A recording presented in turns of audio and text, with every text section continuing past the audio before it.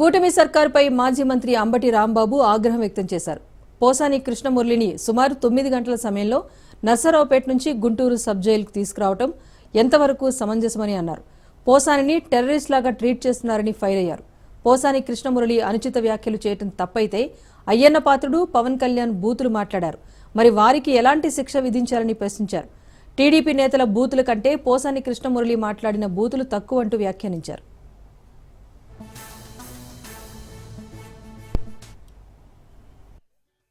ఎవరు కింజారప్ప అచ్చెన్నాయుడు గారు, ఆయన పోలీసులు ఏం మాట్లాడారో మీరు చూశారు.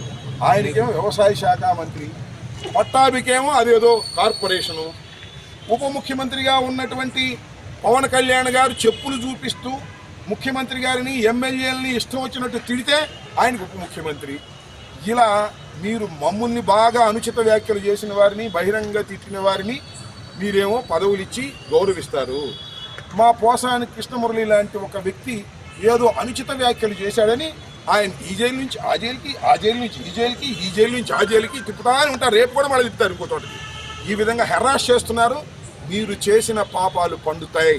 ఇవాళ పండకపోవచ్చు, జమిలీ వస్తే ఈ లోపల పండుతాయి. జమిలీ రాకపోతే 3.5 సంవత్సరాల తర్వాత మీకు పండుతాయి.